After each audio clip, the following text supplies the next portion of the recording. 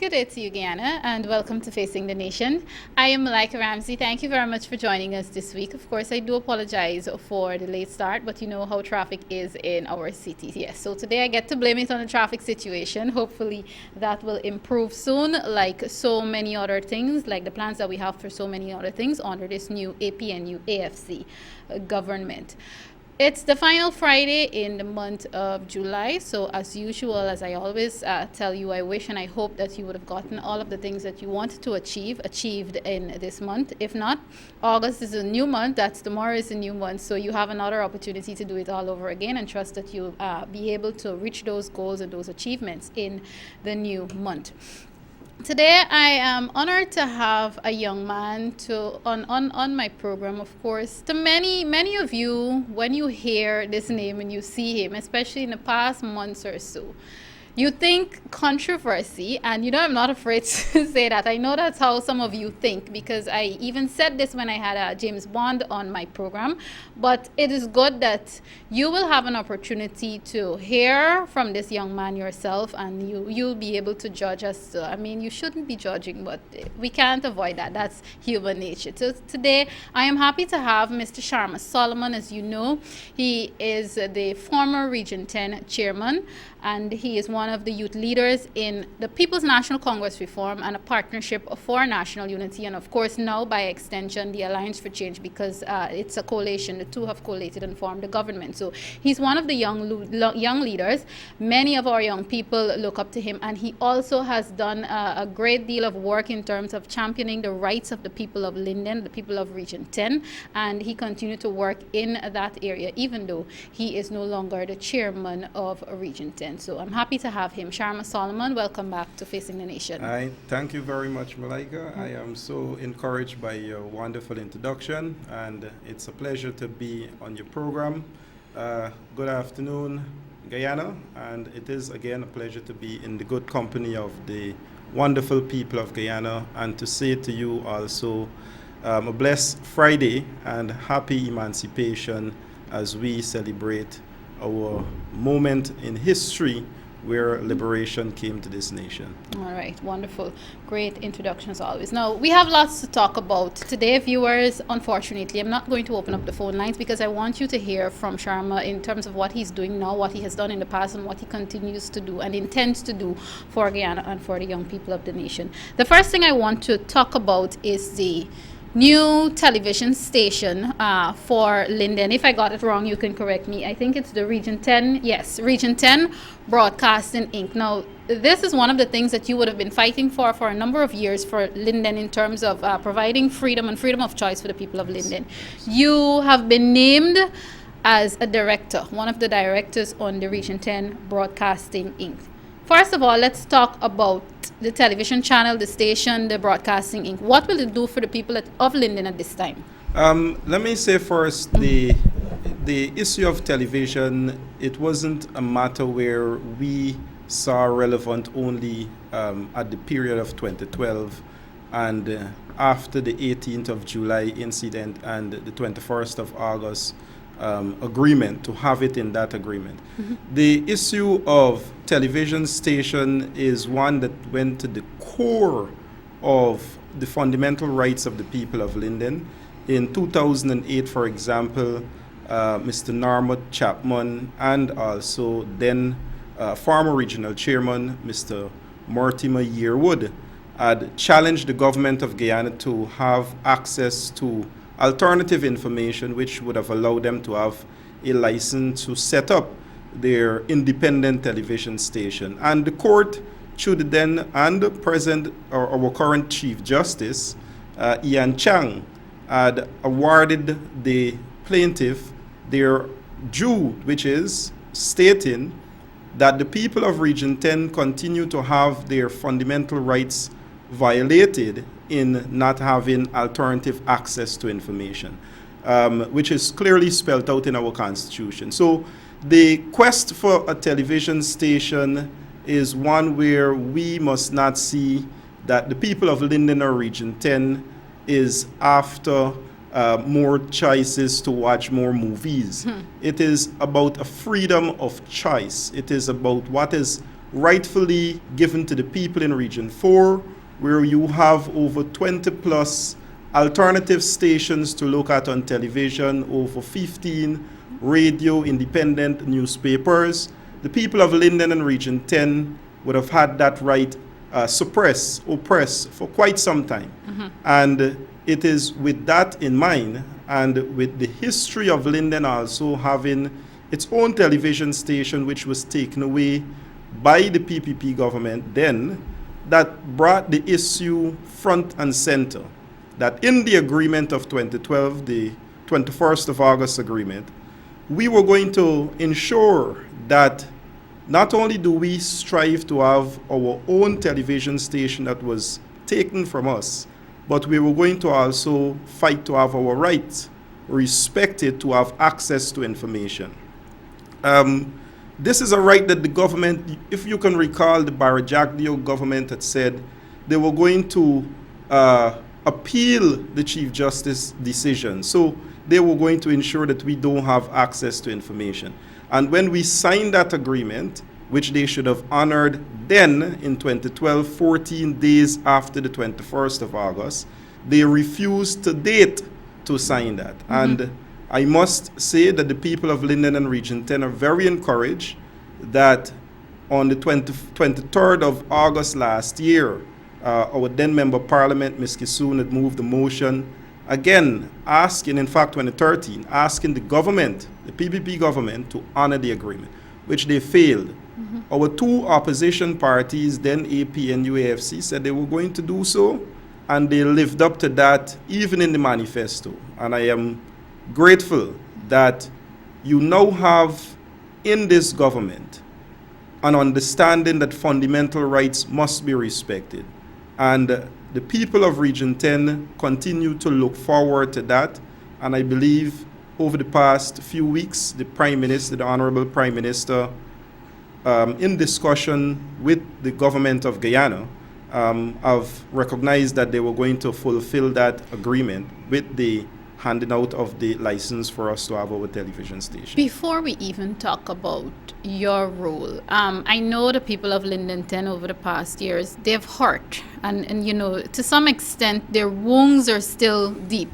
Well, apart from the fact that this provides freedom of choice for the people of Region 10 now, does this move by the new administration somehow contribute to the healing, in a sense, the healing of the people of Linden? I think these are fundamental steps that are being taken. It will, however, give people of Linden and Region 10, and I know coming out of the 2015 election, the results would have demonstrated for themselves that the people are desirous of that change in administration, that change in governance. And they worked towards that and made their indelible contribution towards that change, in the numbers contributed towards it. But it is more than just having that change. It is working to have a better understanding of each other. The rest of Guyana, the rest of Region 4, Region 6, Region 9, Region 7, they too must have an appreciation, like Region 10 must have an appreciation for the things affecting the people in all the regions. We mustn't see our individual struggles in isolation. So the things that are affecting us, we have to date. Tomorrow, in fact, will mark the 3rd anniversary, the 1st of August, when we buried 3 of our martyrs, though they were murdered as the Commission of Inquiry that was conducted by the President's instruction, Donna Ramatar then, identified the police as killing those 3 men. Those are things that we would still want to see resolved. Those are things that will bring healing to families. Those are things we would want to see this new government pursue, like so many criminal activities across the country that are unfolding. Those are things that are going to bring closure to matters and healing. So though we are moving there, I think we all must try to appreciate that those matters are still outstanding. Definitely. Is there a plan, whether in your head or on paper or through discussions, is there a plan to formally call for this particular unresolved matter to be resolved? I know every intention is going to be made for that. Okay. I know the then commissioner, after it was identified that the police under the command of the commissioner all the way to his divisional commanders were responsible for the murders of those three men. A letter was immediately sent to the commissioner of police then, Leroy Brummel, asking that a criminal investigation be opened up, because now that the commission of inquiry would have recognized the police, an arm of the state, as killing citizens, we are now saying identify for us by means or ways of a criminal investigation which one of the police did the killings. Okay. I am grateful, and this is the blessings of Almighty God, that we will, in time to come, continue to pursue, and we will get our justice. I think all that is coming to light now, and this is in no way to divert from the matter, but these are the things that will ensure the people of Guyana build better social cohesion and understand each other in the spirit of brotherhood. After the Jurassic period, we are still trying to figure out what killed the dinosaurs. 3 years on, I don't believe it's unreasonable or unfair for the people to want to know who killed those three. Them. Okay, all right, good. Now that we've, in a sense, and this is not to reduce it by any chance, by any means, now that we've, in a sense, got that settled, let's come back just for a bit to the Broadcasting Inc., of course, which led to all of this. Yes. What is Sharma Solomon's role as director, your involvement on that Broadcasting Inc.? When we signed that agreement on behalf of the people of Region 10, while as chairman of Region 10, we were told by the then GNBA Broadcasting Authority that we had, and Dr. Roger Luncheon, head of the Presidential Secretariat, that we had to comply by the guidelines of the Broadcasting Authority. I am going to say also, I am encouraged that it has been made known by the Minister of Information, who is the Honorable Prime Minister, that we're going to look into those conditions under which the GNBA functions. I believe that it in itself violates the operational arrangements for us to have easy access to information by giving license, giving privileges, rates that it sets for the operation of small stations is only to force small businesses, small media houses out of business. And when we would have acknowledged that we have to comply with a few of the conditions, it required for us to establish a company. As the government and the GNBA recognized that their authority only allows them to engage company, a board was established, a legal entity was established. It was taken to council, it was taken to the people of Region 10, identifying the names of 5 persons to be directors, and also we have provision for 2 more persons to be identified to be directors of the company.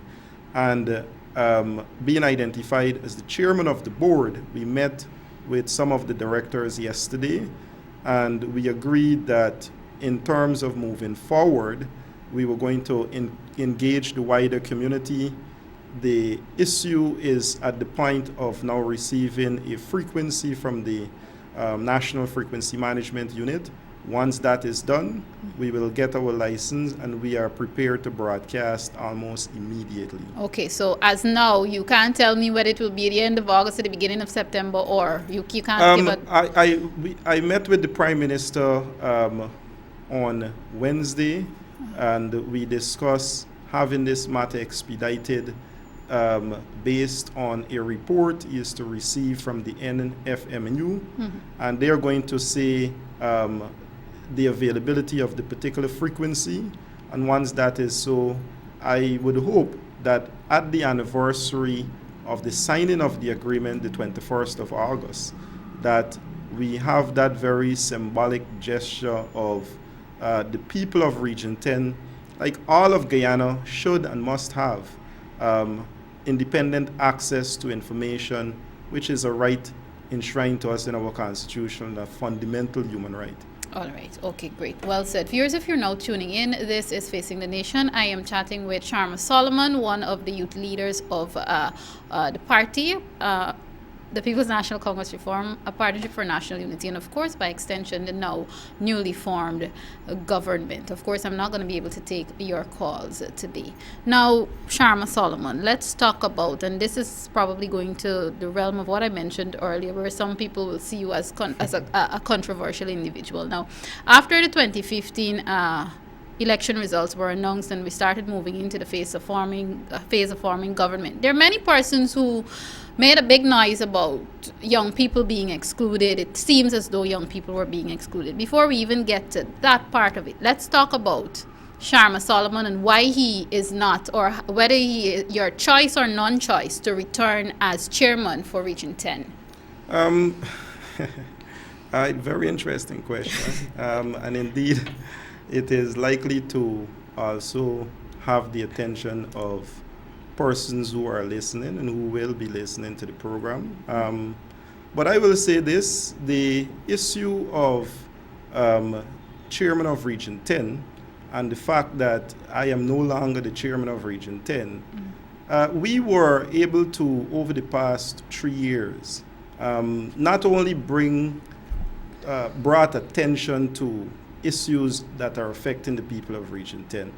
We were allowed as young people to bring attention to young people across Guyana, the plight, the ability of young people to participate at the very highest level of leadership.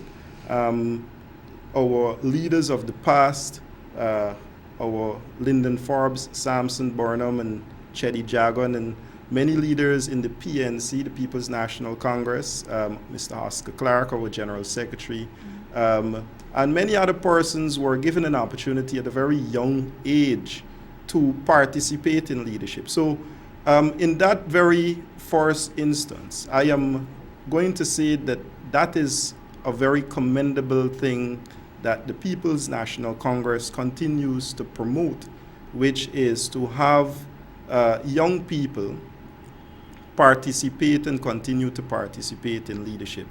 The issue of being regional chairman, as I was saying before, allowed the opportunity to gain enough experience in, first, a better understanding of our people, their condition, the situation, and all of our people across the divide, race, politics, religion. And in doing so, I believe it allowed for a better maturing of so many of the things that are affecting our nation today.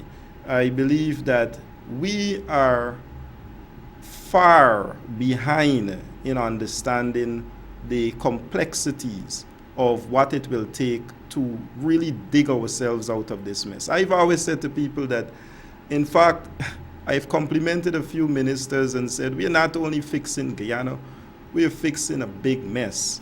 And it will require the sort of experience, collective involvement, and mature willingness to see the bigger picture, which is Guyana.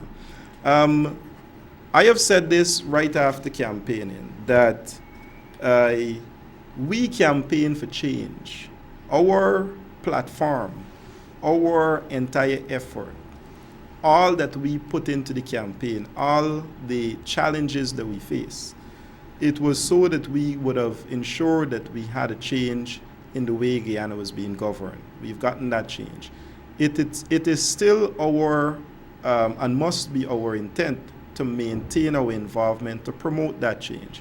So though we have a new government, though young people have played the part in creating the change that they so desire, it does not exclude us from understanding that there is still a part for us to play to ensure that we hold, even if that part is to hold our current leaders accountable.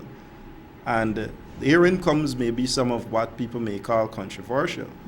But we too must see the same, we must see values that will bring Guyana that sort of better living than we have been witnessing, where crime, corruption, and all sorts of lawlessness would have been the reason for development of Guyana.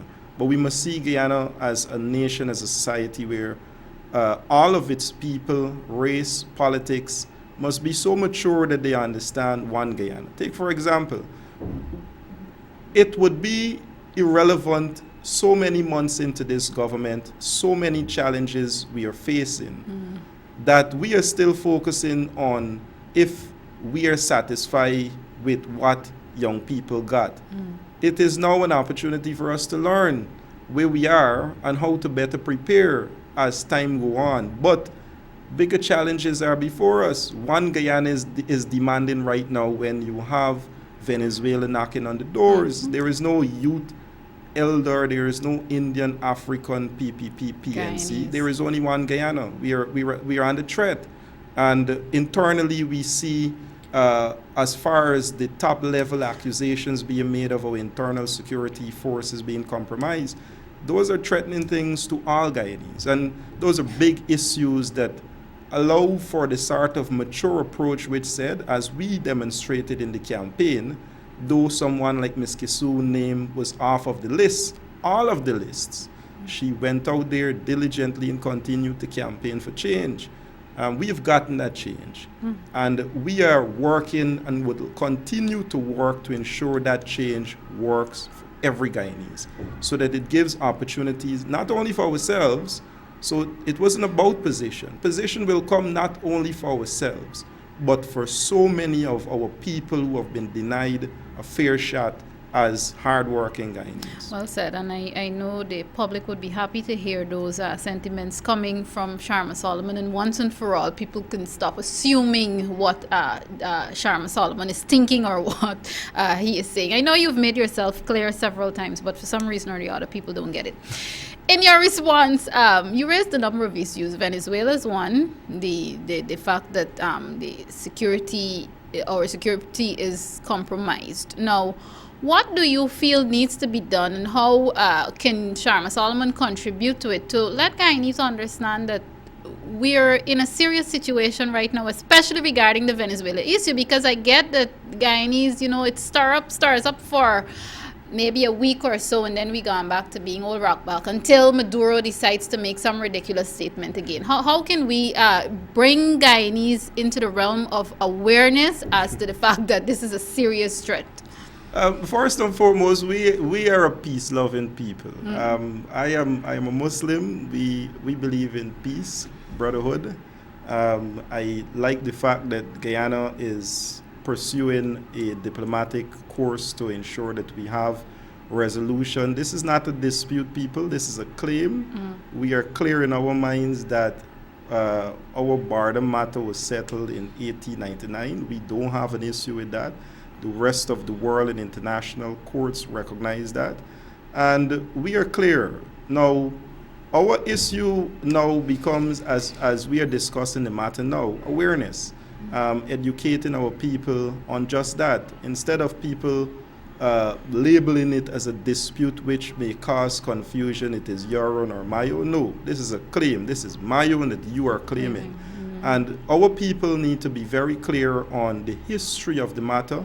I would even, and this is where we are not going to, I am going to say this as someone who believes that oppression is worse than death, that we must be prepared at all costs to defend our nation first.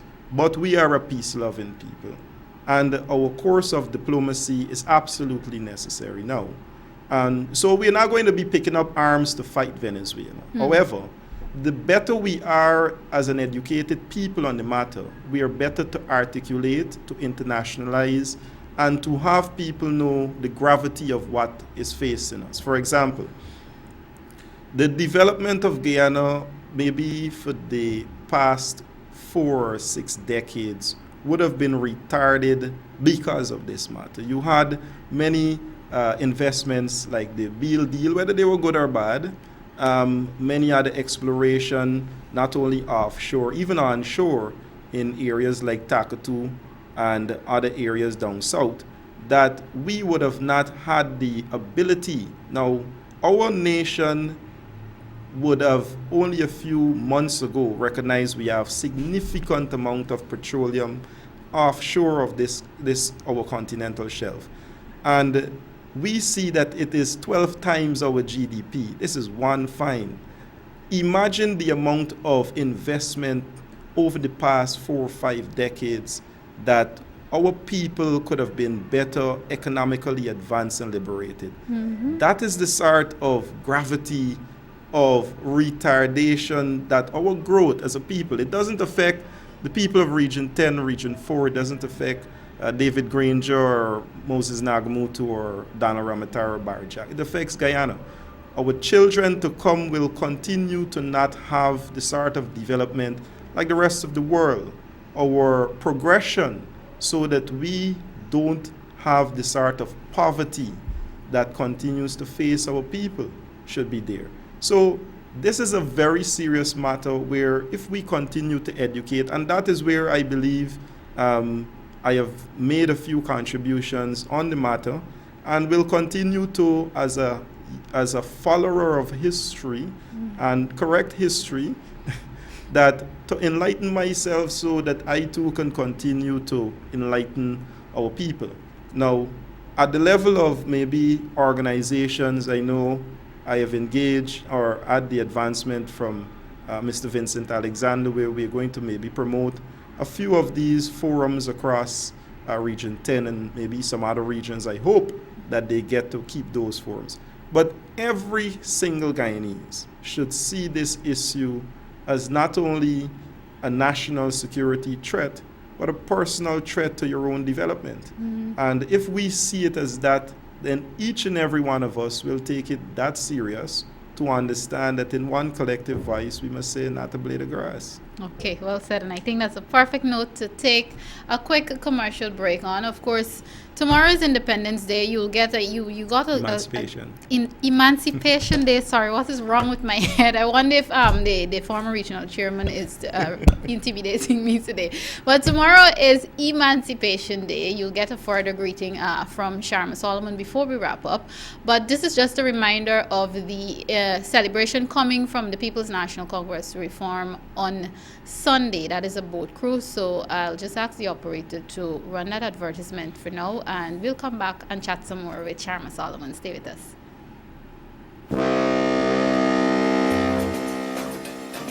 It's the PNCR Emancipation Boat Cruise on Sunday, the 2nd of August from Boricua to Supernam. This vessel will be captained by Big Life Sound System and Big P one-man band. This will be with the Big Ferry. Yes, that's right. It's the maiden voyage of the Big Ferry on a boat cruise. Admission is $2,000 and you'll pay at the ferry. Remember, it's the PNCR Emancipation Boat Cruise on Sunday, the 2nd of August from Boricua to Supernam. Admission is $2,000 and you pay at the ferry. Aboard?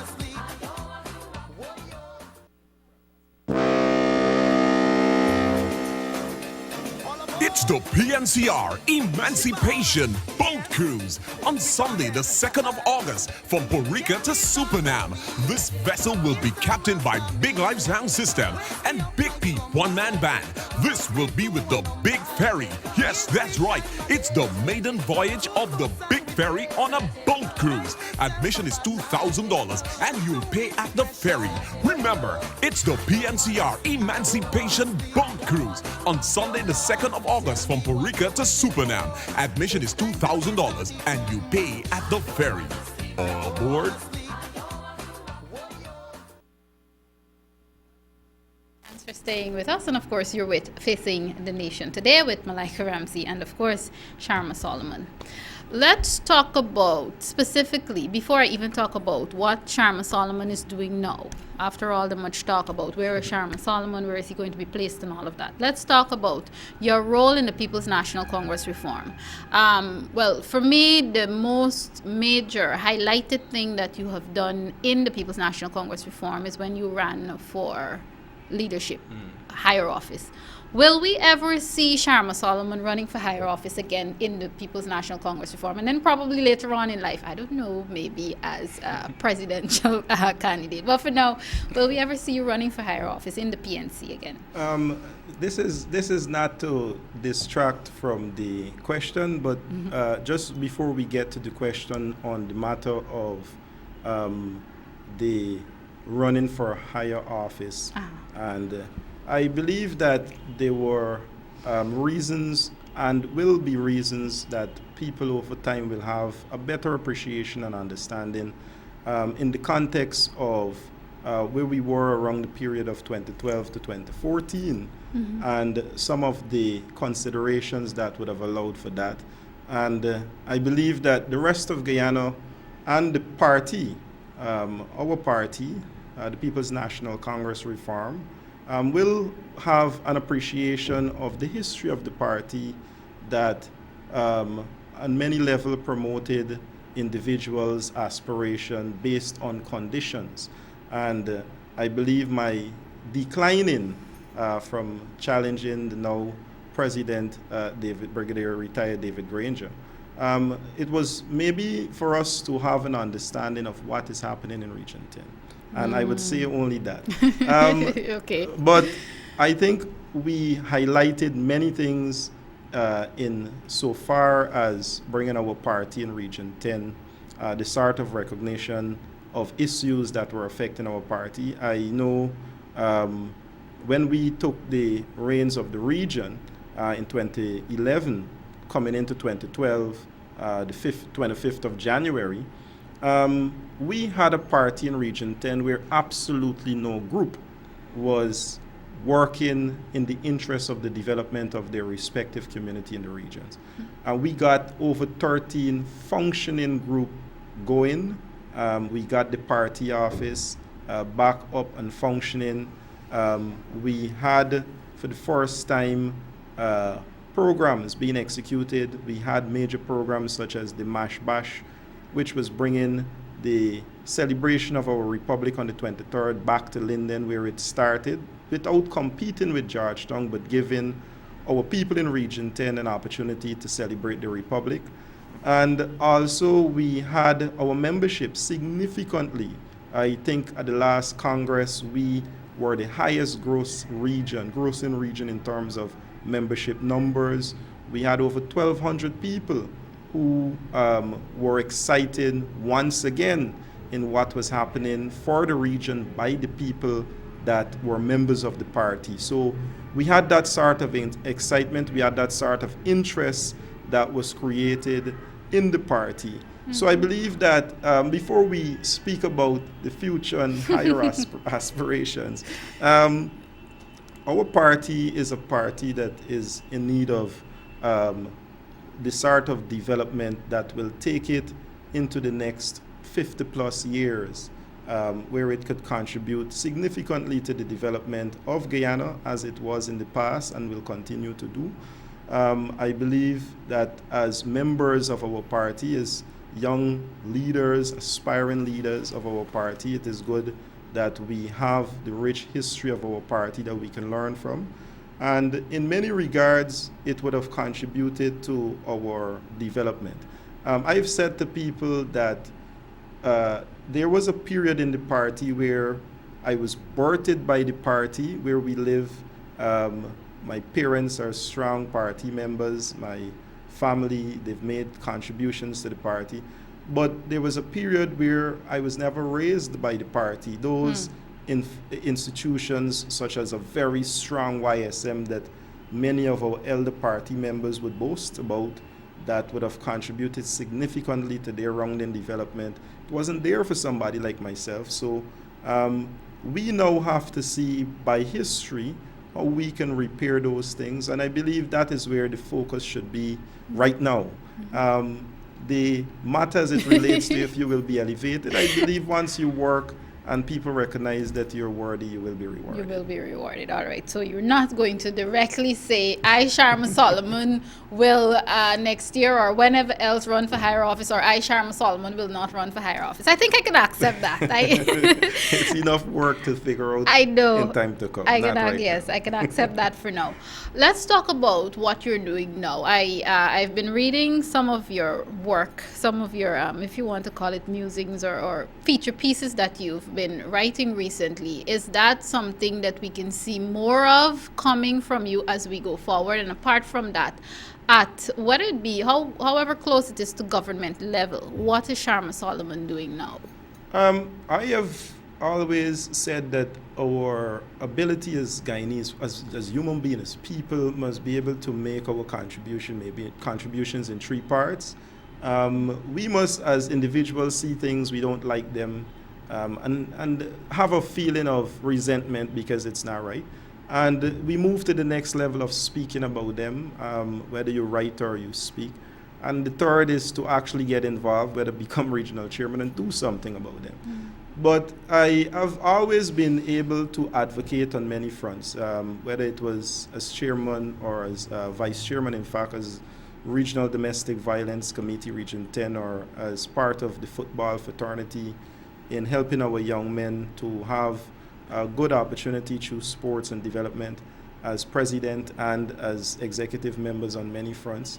But as it relates to, I want to say, we look as my development and where we want to continue to make a contribution. I will continue to write because I have been doing this, and I said we because there is a whole host of young people that are surrounding the things that I do, that I like to also include them in. Continue to write as I've been doing since 2008, more so on matters of Region 10. There are not many national issues that I've been exposed to as chairman of Region 10, that I will continue to make my contribution. I would encourage every Guyanese to feel that desire to make those three proclamations of if you see wrong things, as Guyanese, we should feel, matter our race, our politics, the need to do something about it, say something about it. If I may just jump in here and play devil's advocate for a while. The fact is, most of these discussions these days take place on social media, social sites. You have, of course, this is not necessarily my thoughts on the matter, but in talking about the amount of writing that you've been doing and you continue to do, and lately we are seeing most of it coming out on the social sites, you have somewhat, in a sense, been criticized by some bloggers, some social site fanatics that look, Sharma Solomon is just trying to put everything that he did out there and being boastful about the work that he would have done. How do you respond to, because I know you've been pretty quiet on social site in terms of responding to them, but how would you respond to those critics? Well, I think I will give that same impression of silence towards the critics, if we call them that, because I believe everyone makes you add towards your development, good or bad. So I am accepting that fact. But I believe it is for us as individual, as a human being. I just said that if we see things, we are to make our contributions. Whether those are quietly we say it to ourselves, we say it out loudly, or we do something about it, and that is what drives my responses. They're driven by that. They're not driven by recognition. They're driven by, it is like we have had in Region 10, and I said this before of he who feels it knows it. I hope that the people in Region 4, 5, 6, 7, and the other regions don't believe that the people of Region 10 think that they're special. We are, you are, we are all Guyanese, we are all special, and we should demand to be treated special. And I believe because of what, as a youngster and as Londoners in Region 10, we were able to experience. Tomorrow is the 1st of August, and 3 years ago, emancipation over 170 plus, 75 plus years. 3 black men were gunned down I am asking, even in this nation that we are claiming to be so liberated, we are still burying people because of that sort of bigotry. There was no legitimate reason for us to kill those men that we have not seen other protest actions across this country did not result in the loss of life. So this is not about personal musing. This is about what we've experienced, what we've witnessed as Guyanese, as an individual, and what we believe that we can offer. I believe that I can offer to a better Guyana, to a better society, so that in that spirit of brotherhood, we live our motto of one people, one nation, one destiny. All right, let's talk about what Sharma Solomon is doing now, whether it be, this is apart from your writings and the stuff that we would have talked about earlier, whether it be at a government level, because I know I was in circles where some people would like the assurance that, look, Sharma Solomon isn't necessarily going anywhere. So what are you doing now? I know that on the 25th of April, I got married to a very beautiful young lady. Congratulations on that.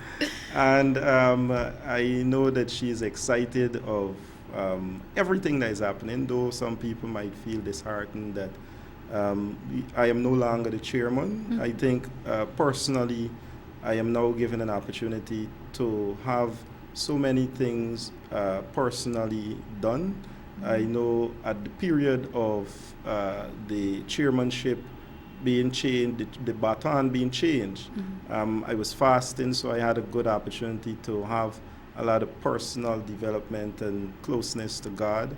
And I have started to figure out a lot of things personally that must and will have to be done, so that, if you want to help people, you too must be able to help people. So those are things that I am focusing on. But I have also said publicly that I remain committed to the development of Guyana. I am in service to Guyana. I know, as I said, our new government doesn't only have a country to fix, but one big mess to fix. And in whatever way that we can give our support, I have been asked by Minister Harmon to do so. There is an aspect, and we write on these things, and it is not boasting. While as chairman, we worked on a social development program to have computers given to NGOs and religious organizations, which they have put towards the use of educating communities, putting young people to productive use, and getting them prepared for the ICT sector. And I think it has been recognized, and I've been asked to give some support to the government. I'm not implied by the government. I am giving support, and I hope that our efforts are recognized. Okay, all right, well said. Before I begin to wrap up with you, because I want to let you go, this issue is causing some concern with some of our grassroots people, and as somebody who has done so much work, especially in terms of rallying Region 10 and Linden and so on, I'd like to ask you, what measures do you think we need to put in place and carry through with those measures to ensure that the individual parties inside of the government, whether it be WPA, whether it be PNC, AFC, GAPROAR, whatever, what systems you think need to be put in place so that these parties, and especially coming from a young person, what do the young people need to hear so that these parties don't lose what is their individuality? I believe the issue of education and awareness is again important. As I said earlier about the issue with the PNC being birthed but not raised, those institutions individually in the parties must be first strengthened. So before the parties look outside, within the parties, they have to strengthen those institutions, get the education of the programs. Let people know what is the ideology of the AFC. I don't know. Maybe I should know. Maybe that might encourage me. The social democracy, social constructs, social cooperatives. I know those are things were being pursued by the People's National Congress. Then I don't know if it is still the same. Those are things people may say, oh, ideologies don't work, but I can say to you that that is what drives the world. People are still, though we are thinking globalization, we are still in terms of our individualism, our individual parties, our individual countries are longing to maintain our identity. So that first must be fixed, where the parties must first internalize the issues and find out how best they can articulate them to those who are following them and those who would like to follow them. As it relates to those who are following our young people who sometimes are looked on as being impatient and indisciplined, and people believe that young people don't have manners, and this go both ways. This is an inheritance, and I believe that is where it should be fixed first. But young people also need to understand there is a lot of responsibilities that will have to go with our actions, and we many times people believe are not prepared to deal with those responsibilities. But I say to people, how can you know that if you don't give me the opportunity by giving good guidance and support while giving me that opportunity? So it must be something that our generations must understand, that one will not be able to work without the other. And whether that is to our older folks or our young, and I'm not trying to play politically correct. I am saying this because those are some of the things that are retarding also growth and development of our nation. Our young people must be given an opportunity to participate meaningfully in the development of Guyana. It is in our constitution under Article 13 of engagement in meaningful participation. If you give young people the opportunity to do that, then I can assure you young people will, with the involvement and guidance of wisdom from our elderly population, be able to drive Guyana into the new millennium. Okay, all right. Well said. Since tomorrow's Emancipation Day, you are the only prominent PNCR member that I have live contact with. I am going to give you an opportunity to bring, whether it be a special or a general message, not only from yourself and the people of Region 10, but also from the People's National Congress Reform as we prepare to celebrate Emancipation tomorrow. Well, on behalf of the leader of the party, Brigadier Retire David Granger, on behalf of the Central Executive, on behalf of the General Council members and the general membership of the party, on behalf of the people of Region 10, on behalf of myself and family, I would like to take the opportunity to say to you, Guyana, that as we celebrate our emancipation, let us recognize that true emancipation comes with our better understanding of what is around us so that we can take full advantage. Let us remember that while we were emancipated in 1834, before truly being emancipated in 1838, we had to be trained. So emancipation was just a legal arrangement. That is what changed. Our legal situation, our economic, mental, social situation remain. So it is upon each and every one of us, first of the descendants of enslaved Africans, to know ourselves, and as Guyanese to understand the contribution made after emancipation, that Guyana today is a cooperative society. Well said, and I'm sure the Guyanese public appreciates that. Of course, viewers, I've been chatting with former chairman of Region 10, one of the youth leaders for the People's National Congress Reform, of course, a partnership for national unity, and now, by extension, the Alliance for Change, because, of course, the parties have formed the government with some other parties. I'd like to take this opportunity to thank him very much for coming. I know that it was long in coming. The public, the viewers wanted to hear from Sharma Solomon. So you know he's here to stay, and he doesn't have plans to go anywhere anytime soon, and I'm sure that he'll let us know if he plans to. I'll take a quick break and come right back with you to wrap up today's program. Stay with us.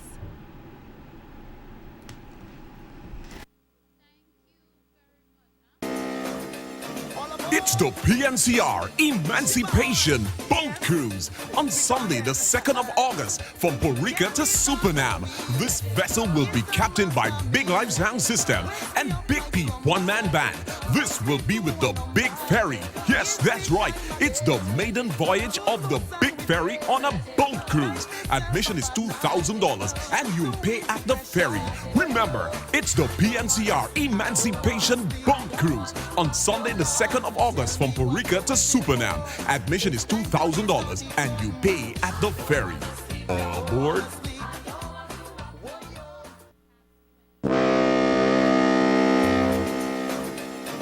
It's the PNCR Emancipation Boat Cruise on Sunday the 2nd of August from Puerto Rico to Supernam. This vessel will be captained by Big Life Sound System and Big P one-man band. This will be with the Big Ferry. Yes, that's right. It's the maiden voyage of the Big Ferry on a boat cruise. Admission is $2,000 and you'll pay at the ferry. Remember, it's the PNCR Emancipation Boat Cruise on Sunday the 2nd of August from Puerto Rico to Supernam. Admission is $2,000 and you pay at the ferry. All aboard? All right, welcome back. And even though I'm saying welcome back, it's just about time for me to leave you this week. I want to thank you all for tuning in. I know some of you are still wondering, when is she going to open up the phone lines again? I did open them last week, so those of you who got through, you are very, very lucky. I just want to urge you to keep tuning in to Facing the Nation. Of course, as you know, in the past 2 weeks or so, I've had a few government officials, including advisors and so on. Just remember that even though the government has been formed, the ministers are still settling in, so it will take some time to get back to the routine where I can open the phone lines every week and have ministers and other government officials come here and answer your questions. Some of the questions you may have, I may honestly and truly be able to answer them because of the circle and all of that, but I know you want to hear from the policymakers, the officials themselves, so I promise you in the near future I'll have some of them back on. And last week I did also promise you that I'll try my very best to once again bring His Excellency President David Granger himself back on the program to talk with you and of course to answer some of your questions. But have no fear, they have not forgotten you. Of course, you saw some of the ministers addressing a public meeting at the Starbrook Market Square last week Friday, and I know that you are very, very grateful for that. So it's not a case where we've gone into higher office and we've forgotten about the people who actually put us into higher office. That will not happen. It will never happen. Just rest assured that they're still settling in and still trying to look after matters that would immediately affect you so that we can bring relief to the Guyanese populace at large. Once again, thank you very much for tuning in. Thanks to Sharma Solomon for being here on the program. And of course, do tune in next week for another edition of Facing the Nation. Be good Guyanese citizens. Take care of yourselves. Take care of each other. And of course, tomorrow is a holiday, but that does not mean you get to overdo it. Please be very careful. Do not drink and drive. I am Malika Ramsey. Take care. Have a safe and a wonderful weekend.